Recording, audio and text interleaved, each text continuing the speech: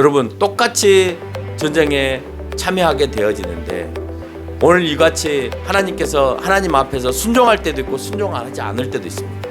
근데 순종 안 할 때의 모습을 보니까 그 안에 뭐가 들어가냐면 욕심이 들어가더라고요. 오늘 불순종한 모습을 보면 항상 욕심이 들어가기 때문에 하나님 말씀에 준행하지 못해요. 여러분이 하나님에게서 멀어질 때는 항상 여러분 가운데 욕심이 개입되어지기 때문에 하나님에게서 멀어져요.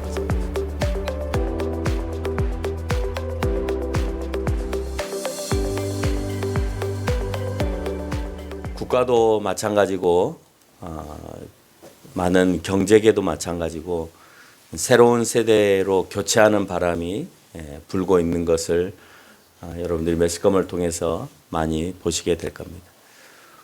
오늘 여러분하고 같이 나눌 여호수아서에서는 세대 교체가 되어지는 부분을 우리에게 시사를 하면서 본문의 전반적인 내용들을 이끌어가고 있는 것을 알 수가 있습니다.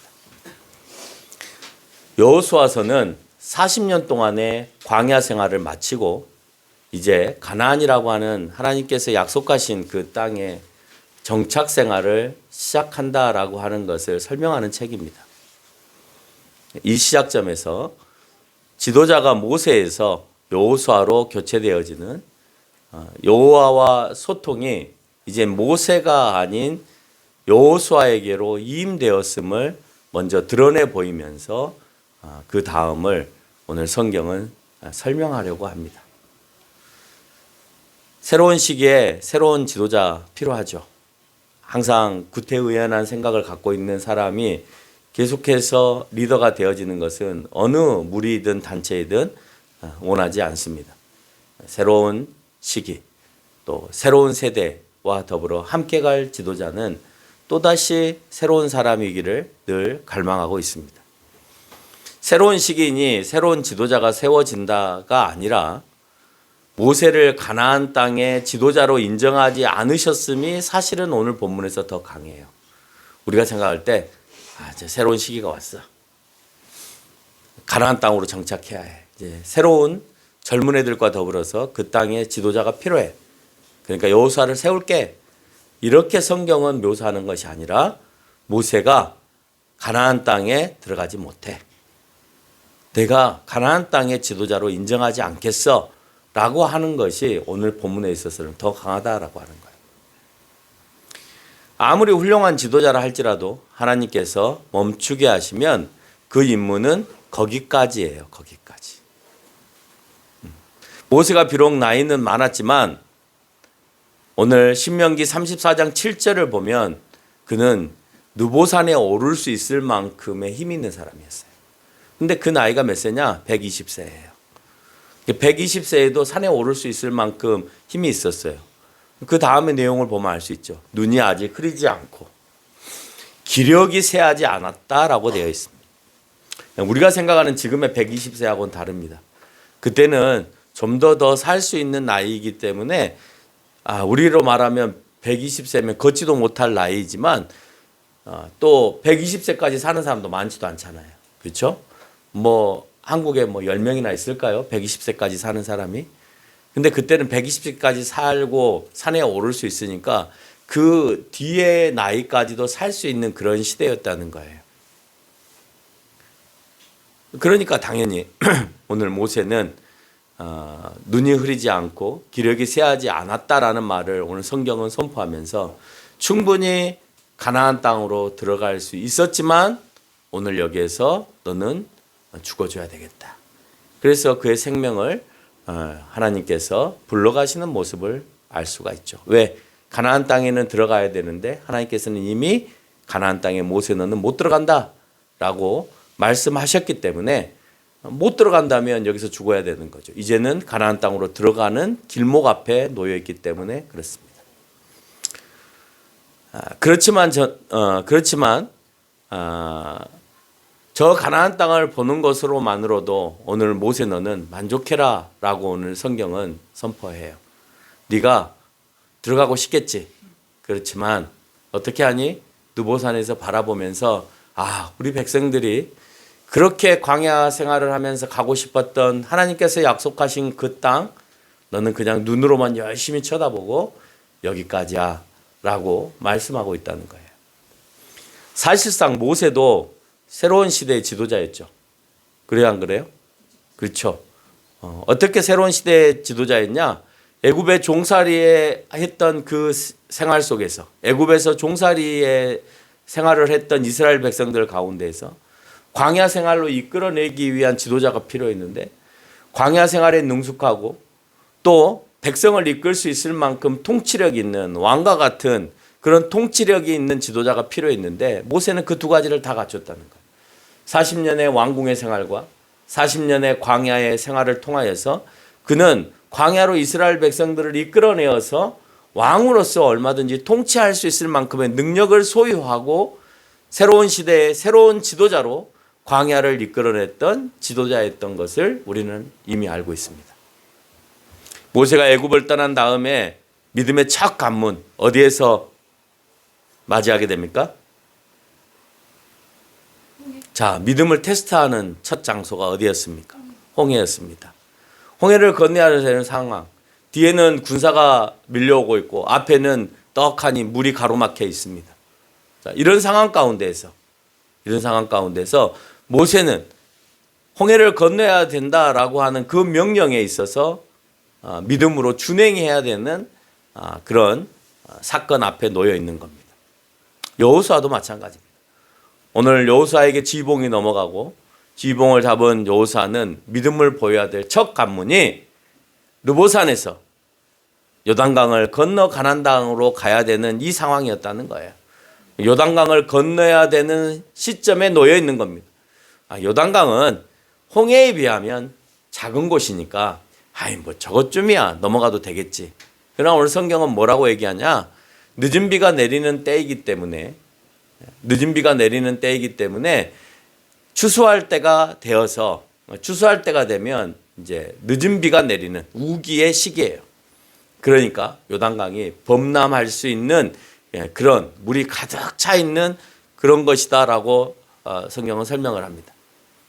이 사건을 요한은 모세의 홍해의 사건과 비교하면서 설명을 해요. 3장 7절과 4장 23절은 두 번에 걸쳐서 오늘 여호수아가 요단강을 건너는 사건을 모세가 홍해를 건너는 사건과 비교하면서 설명합니다. 3장 7절에서 너를 온 이스라엘의 목전에서 크게 하여 내가 모세와 함께 있었던 것 같이 너와 함께 있는 것을 그들이 알게 하리라. 오늘 요단강을 건너야 될 여호수아 앞에서 내가 이 강을 건너게 하는 역사를 통하여서 모든 사람들 앞에서 너를 크게 하겠다라고 하는 것을 선포합니다. 4장 23절에서 하나님께서 여호와께서 우리 앞에 홍해를 말리시고 우리를 건너게 하신과 같았나니 라는 말씀을 통하여서 모세에게 역사하시는 하나님께서 여호수아를 통하여서 하나님의 영광이 드러나게 됨을 선포하고 있습니다. 리더의 승계는 사람에서 사람으로 승계하는 것만을 의미하는 것은 아니에요. 우리가 생각할 때는 좋은 사람 하나 세워놓고 리더하면 되겠다라고 생각하지만 그 좋은 사람이 누구인지는 아무도 몰라요. 5년이 지나도 몰라요. 10년이 지나도 갈등을 해요.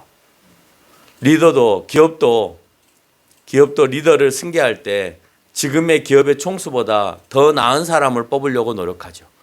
교회도 학벌이 좋은 사람, 더 큰 교회에 경험이 있는 사람, 잘생긴 사람, 말 잘하는 사람, 집안 좋은 사람, 이런 사람을 담임 목사로 선택하려고 노력합니다. 그건 세상의 경영자를 뽑는 기준과 방법이에요.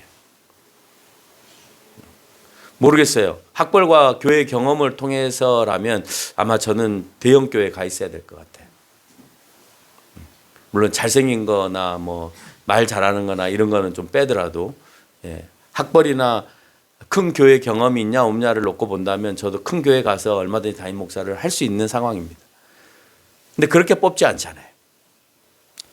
우리는 첫째가 순수한 신앙으로 살아가는 목회자인가 아닌가를 놓고 앞으로 첫걸음 교회는 다음 후계자를 뽑을 겁니다. 그 사람이 순수한 신앙을 가지고 있느냐. 여러분 그것에 늘 주목하세요. 저 사람이 순수한 신앙을 가지고 있느냐 아니면 달고 다른 신앙을 가지고 있느냐를 보는 겁니다. 둘째, 우리가 늘 말했죠. 첫걸음교회 교인을 잘 헤아릴 수 있는 이 교회에 몸담았던 목회자들 가운데서 우리는 선택한다. 이건 우리 교회가 세워질 때부터 여러분들에게 제가 늘 강조했던 말이에요. 우리 교회를 제일 잘 헤아릴 수 있는 사람은 우리 교회에 있었던 목회자. 우리 교인들이 뭐를 해도 이해할 수 있는 목회자. 그런 목회자여야 된다. 라고 말했습니다. 우리의 조건은 두 가지예요. 하나님과 얼마나 소통을 잘 하면서 순수한 신앙으로 살아가려고 하는지 그런 목회자를 찾는 것이고, 두 번째는 우리를 잘 헤아릴 수 있는 그런 목회자가 누구인가를 선택하는 것이 우리의 기준이에요. 여러분, 이 기준은 이 교회가 존재하는 한 늘 변하지 않고 가야 되는 겁니다. 여러분, 학벌, 목사가 됐으면 이미 검증됐잖아요. 그 정도면 돼요.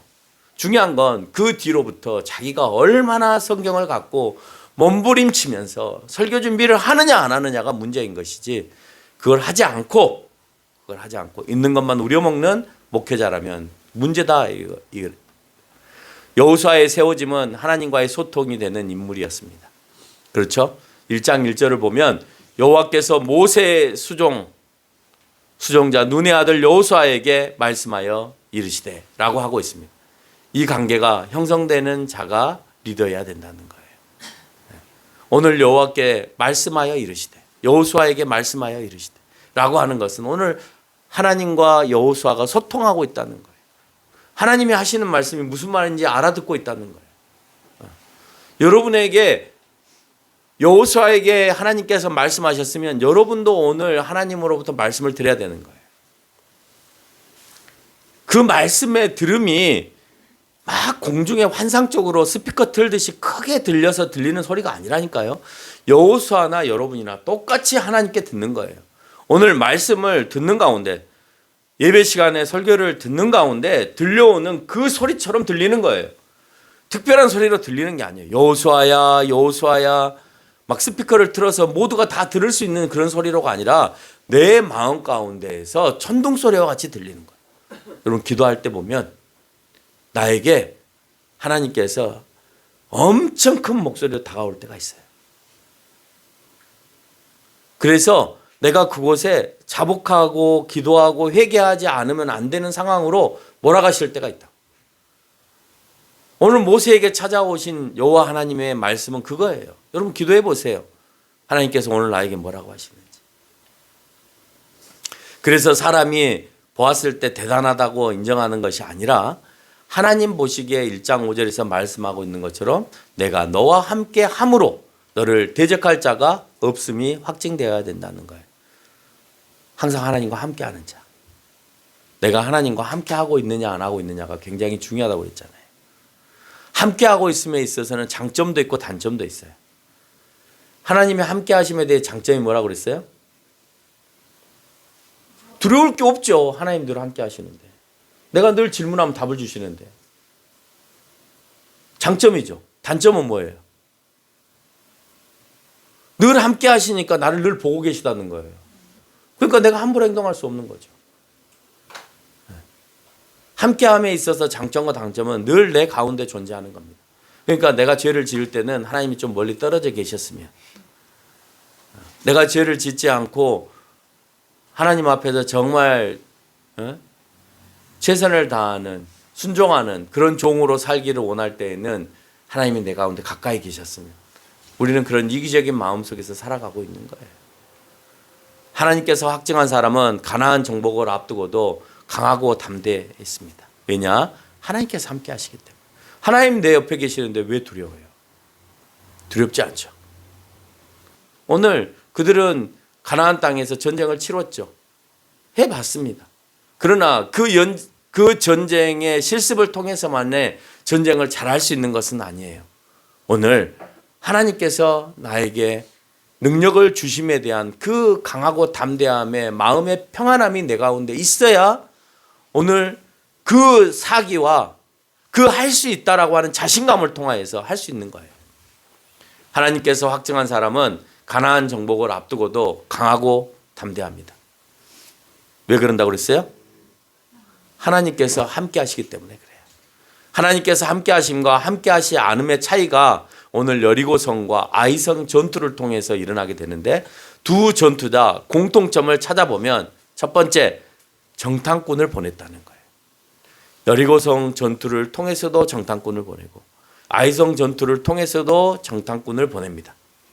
두 번째 공통점은 정탐꾼들 모두가 다 자신감을 갖고 온다는 거예요. 첫 번째 여리고성 정탐을 한 정탐꾼들은 2장 24절에서 여호와께서 그 온 땅을 우리의 손에 주셨으므로 그 땅의 모든 주민이 우리 앞에서 간담이 녹더이다라고 얘기하고 있습니다. 아, 할 수 있어. 그 사람들이 이미 간담이 녹아 있어. 그냥 우리는 가기만 하면 아이고 잘못했습니다 하고 손을 들 만큼의 그 마음의 상태야. 그러니까 갑시다 라고 얘기합니다. 그리고 분명히 출전에 대한 3장 7절에 대해서 자, 네 전쟁에 출전해라 라고 하는 그 출전에 대한 명령이 여호와로부터 승인되어지는데 3장 7절에 얘기하고 있습니다. 우리 다 함께 한음성을 읽어볼까요? 시작. 여호와께서 여호수아에게 이르시되 내가 오늘부터 시작하여 너를 온 이스라엘의 목전에서 크게 하여 내가 모세와 함께 있었던 것 같이 너와 함께 있는 것을 그들이 알게 하리라. 가라. 시작해라. 라고 오늘 출전의 명령을 내립니다. 그 내용을 보면 아까 얘기한 것처럼 가게 하심, 내가 너와 함께 하겠다라고 하는 것을 통보하십니다. 이 말씀에서 느낄 수 있는 것은 함께 하십니다라고 하는 거예요. 앞에서도 언급한 것처럼. 여호수아에서는 두 성의 싸움을 확장시켜 설명하고 있습니다. 그리고 여호와께서 함께 하셨을 때와 함께 하지 않았을 때를 보여줍니다. 여리고성과 아이성의 전투에서 자, 그래 너희가 똑같이 정탐꾼을 보내고 똑같이 확신을 가지고 들어왔는데 오늘 여기에서 여호와가 함께 하셨을 때의 전쟁과 함께 하지 않았을 때의 전쟁이 어떤 차이를 보게 하는지를 봐라. 여기서 우리는 함께 하심이 무엇인가 하는 것을 깨달아야 돼요. 함께 하시려면 어떤 상황이어야 되는가도 우리는 깨달아야 돼요. 여호수아는 하나님께서 6장 3절로 4절에서 분부하신 대로 모든 군사는 성 주위를 매일 한 번씩 엿새 동안 돌게 합니다. 그리고 제사장 7은 7 양각 나팔을 잡고 언약궤 앞에 나가서 먼저 군인들이 나가고 그리고 제사장들이 언약궤 앞에 서서 양각을 가지고 그렇게 해서 소리를 내면서 나팔을 불면서 갑니다. 근데 7째 날에는 그 날에 그 성을 7번을 돌고 나팔을 평상시와 같이 행진 나팔로 부는 게 아니라 길게 불 때에 백성들은 그 소리를 듣고 외치라라고 했습니다. 백성들 너희들은 돌아다니지 말고 가만히 있다가 성 주위에 있다가 성 주위에 있다가 오늘 제사장이 이제 다 돌았다. 하나님께서 명령하신 대로 나팔을 길게 불면 너희는 큰 소리로 외쳐서 너희의 승전을 알려라 라고 얘기합니다. 여러분 우리가 아이성 전투를 통해서 나중에 가면 알지만 우리가 3, 4천 명만 가도 이길 수 있겠다라고 하는 소리는 보통 성 안에 있는 사람의 수보다 성 밖에 있는 사람의 수가 2배 정도 되어야 전쟁에서 이깁니다. 왜? 우리가 성을 타고 올라가는데 많은 사람들이 희생을 당하고 올라가야 되거든. 그러면 아이성 전투에서 싸우는 군인의 수는 훨씬 작다는 거예요. 1,000명, 2,000명 밖에 안 된다는 거예요. 그러면 여리고성이 아무리 크다 하더라도 10,000명, 20,000명 그 정도도 안 될 겁니다. 왜? 지역적 민족이었거든. 조그만한 동네의 민족이었거든. 이스라엘은 싸울 수 있는 군인만 60만입니다. 여러분, 저희가 이제 한번 가상으로 이제 그 행진을 하잖아요. 군인들이 이제 그 사열대 앞에 이제 행진을 하는 경우들이 있어요. 사령관을 앞에 놓고 사열식을 할 때가 있는데 그때 많은 군인들이 똑같은 발소리로 수천 명이 계속 이렇게 이동을 해요. 그러면 그 연병장의 소리가 쿵쿵쿵쿵 들립니다. 몇천 명만 움직여도. 그리고 몇천 명이 연병장에 쫙 서서 사령관을 향하여서 구호를 붙일 때, 부대마다 다르니까 충성이든 필승이든 뭐 그런 구호를 붙일 때 그 소리가 어마어마하게 웅장하게 들려요. 수천 명이 한꺼번에. 근데 오늘 장정만 60만, 그 외의 민족까지, 그 진을 치고 있는 민족까지 합치면 수백만 소리를 한번 지른다고 합시다. 엄청난 소리가 되겠죠. 여러분, 음파에도 힘이 있는 거 아세요? 이 파장에도 힘이 있습니다. 네. 그래서 말을 할 때 종이 같은 것도 움직이잖아요. 그 종이 정도 움직일 수 있는 그 소리가 200만, 300만이 모여들면 엄청난 파장으로 전달이 되어지는 거예요. 네. 엄청난 소리로 전달이 되어지는 것을 우리가 알 수가 있죠. 그 동안까지 백성들 너희는 침묵해라. 아무 말도 하지 말고 조용히 있어라. 그러면 내가 그 성을 주겠다. 아무것도 안 하고 소리만 지르면 돼, 마지막에. 그러면 그 성은 네 거야. 그 명령에 대해서 순종하는 거예요.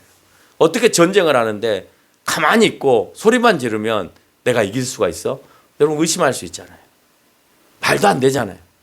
근데 함께 하시면 그 말도 안 되는 것을 믿는 것에서부터 함께 하시는 거예요. 말도 안 되죠. 아니, 그 사람들이라고 말이 되겠어요? 말이 안 되지만 순종하고 있잖아요. 다른 사람들도 다 전쟁하기 위해서 성에 올라와 있고 무기를 다 준비해 있는 거예요. 근데 오늘 이스라엘 백성들에게 요구하시는 방법은 달라요. 여러분, 세상 사람들이 살아가는 방식과 그리스도인들이 살아가는 방식이 좀 다르잖아요. 우리도 똑같이 돈을 버는 건 같아요. 이스라엘 백성들이 전쟁을 하기 위해서 여리고성과 아이성을 가는 거는 같아요.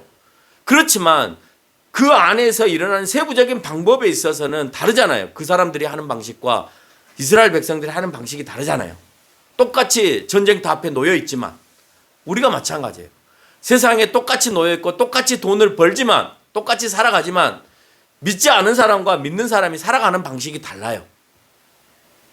하나님께서 그렇게 살지 않기를 원하는 그 모습 안에서 우리는 살아가고 있는 것이죠. 그게 믿음이에요. 그렇게 해서 어떻게 살아? 누누이 얘기하잖아요. 여러분들이 저를 향하여서 그렇게 해서 어떻게 삽니까? 못 살잖아요. 근데 우리는 믿음으로 그것을 살아내야 되는 거예요.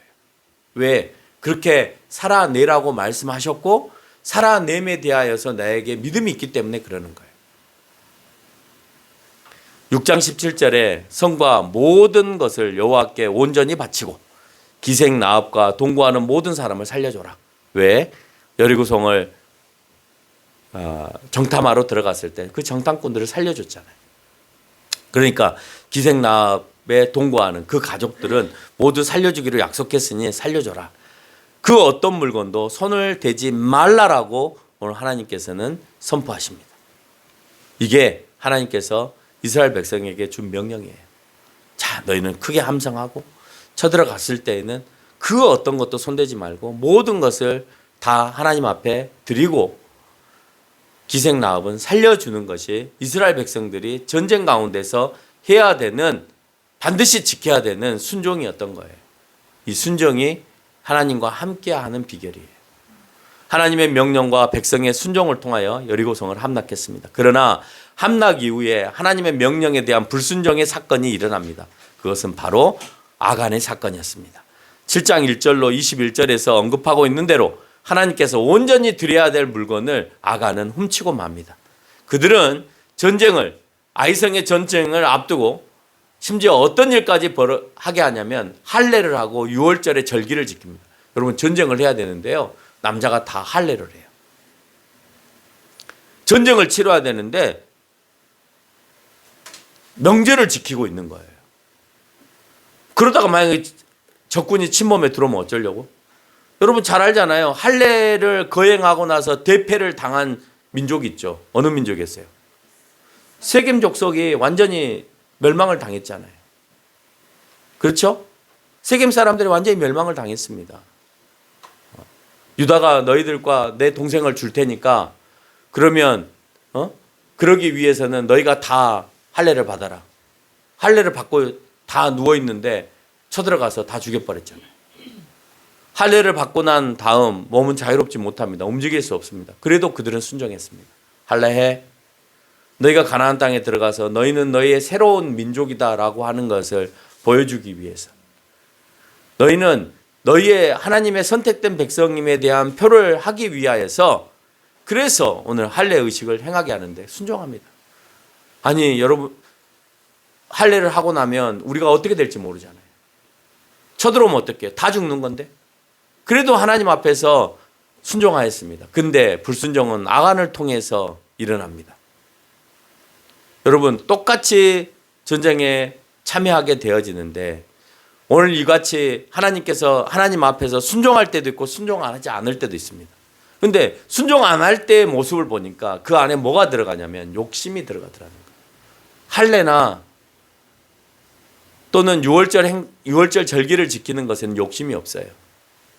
근데 오늘 불순종한 모습을 보면 항상 욕심이 들어가기 때문에 하나님 말씀에 준행하지 못해요. 여러분이 하나님에게서 멀어질 때는 항상 여러분 가운데 욕심이 개입되어지기 때문에 하나님에게서 멀어지는 거예요.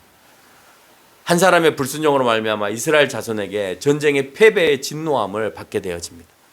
그래서일까요? 아이성 전투는 이상한 현상이 일어납니다. 첫째, 그 어디에도 여호수아와 하나님의 소통이 보이지 않아요. 하나님께서 여호수아에게 가라, 멈춰라, 어떻게 해라 이런 말이 하나도 없어요. 여러분, 아이성 전투를 한번 봐보세요. 둘째, 백성들의 교만함이 나타납니다. 정탐꾼들의 교만함이 나타나요. 정탐꾼들이 정탐하고 와서 똑같이 자신감을 드러내 보이는 것은 같아요. 그런데 웃긴 것은 아이성을 정탐하고 온 사람들이 뭐라고 얘기를 하냐면 7장 3절에서 2, 3층면만 올라가서 쳐 부숴도 충분하니까 모두가 다 가서 수고할 필요가 없다는 거예요. 그들은 아이성 정복을 실패합니다. 첫 번째 전쟁에서.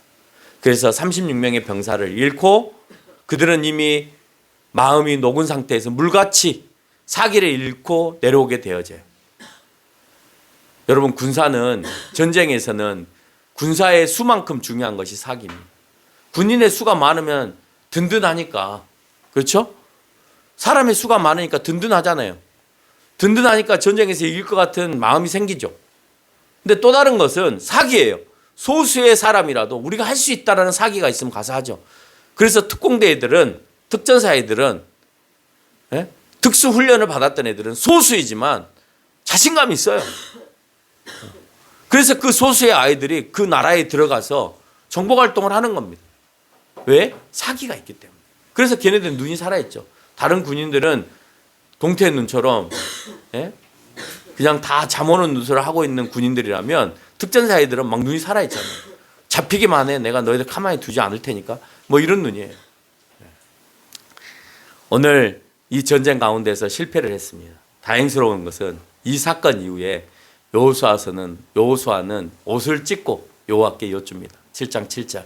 어찌 이 백성을 요단을 건너게 하시고 아모리 사람의 손에서 멸망시키려고 합니다. 차라리 요단 저편에 있었으면 거주하였으면 좋았을 뻔했겠다라고 표현합니다.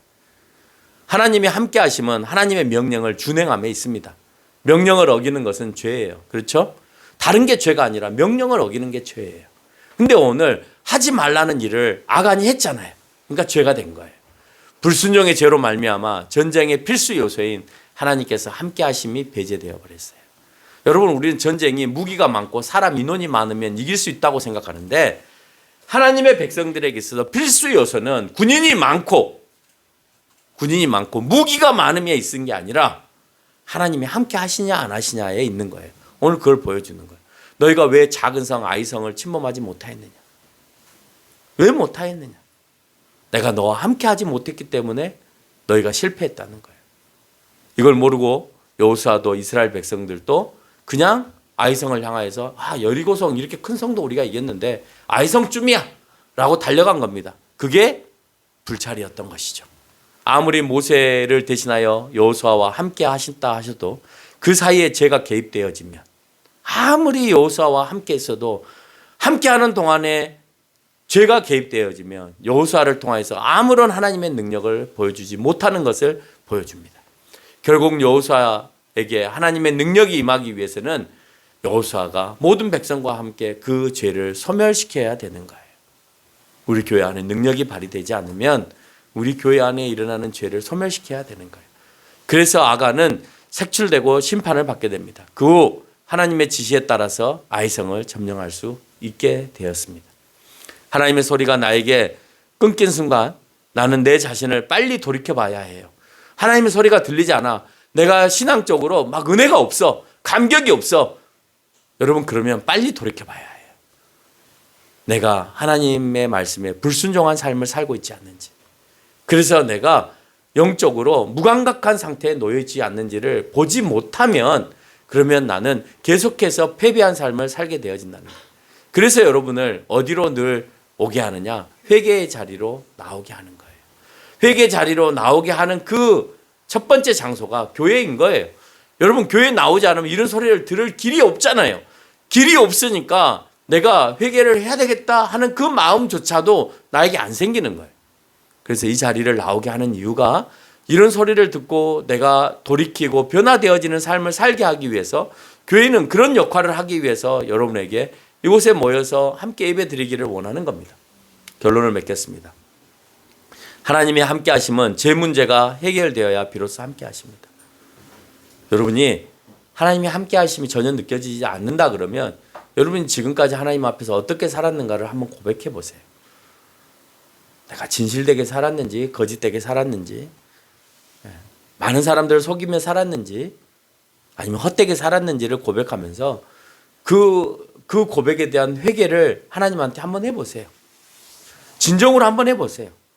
그랬을 때 여러분 앞에 여러분에게 하나님이 함께 하시다라고 하는 그 느낌이 어떤 것인지 하는 것을 체험해 보라는 겁니다. 우리는 늘 하나님과 함께 하기 위해서 매일 나를 돌이켜보는 회개가 이루어져야 된다. 혹시 주중에 바빠서 사무엘상 12장 23절에서 언급한 대로 기도하기를 쉬는 죄를 지을까 봐 주일에 일찍 나와서 일주일을 돌이켜보면서 회개하는 시간을 충분히 가지라고 여러분에게 누누이 말씀을 드리는 거예요. 왜? 내가 기도하는 죄까지도 쉬었을 수 있으니까. 평일날에 내가 기도하지 않았으니까. 그래서 주일날 일찍 나오라는 겁니다. 왜? 평일날에도 안 했으니까 주일날 충분히 그 시간을 갖고 내가 하나님 앞에 나를 충분히 돌이켜보면서 회개하라는 거예요. 그래서 여러분에게 예배 전에 일찍 나와서 충분히 회개하십시오. 그렇게 명령이 떨어지는데도 이건 내게 아니잖아요. 여러분 내가 여러분에게 하고 싶은 말을 던지는 게 아니라 성경에 있는 것을 여러분한테 던져주는 거예요. 누누이 안 되는 그 모습을 향하여서 목사가 여러분에게 던져주는데 여러분은 그 명령에 대해서 순종하지 않아요. 그리고 왜 나에게는 정말 일어나야 될 일이 왜 안 일어나냐면 그냥 눈 뜨고 일어나면 책을 딱 보는 순간에 막 책이 다 에워지고 왜 이런 일이 안 일어나냐면 왜 남들과 같이 뭔가에 투자를 했으면 그냥 대박이 나고 막 2배, 3배 막 팍팍 올라가고 이런 일이 일어나야 되는데 왜 나에게는 안 일어나냐고. 그 일에 대해서만 나는 늘 불만을 갖고 사는 거예요. 내가 왜 하나님 앞에 바로 서지 못했는가는 돌이켜보지 못하면서 왜 나에게는 그런 일이 일어나지 않아서 나는 그래서 하나님이 안 믿어져 라고 하는 말만 하냐는 거예요. 다음 주에 그 얘기를 또 합니다. 어리석은 자들은 하나님 없다고 늘 얘기해요. 없다고 하니까 하나님 늘 안 계시는 거예요. 함께하지 않으시는 거예요. 함께하지 않기 때문에 늘 자기는 하나님의 그 능력을 체험하지 못하고 살아가는 거예요. 근데 함께하심을 내가 허락하면 내가 회개를 통하여서 하나님이 내 안에 내주하시면 그러면 나는 늘 함께하심을 느끼게 되는 거고 그러면 나는 그 이상 어떤 것도 두려움 없이 살아가게 된다는 사실을 깨우쳐 알게 되는 저와 여러분이 되시기를 바랍니다.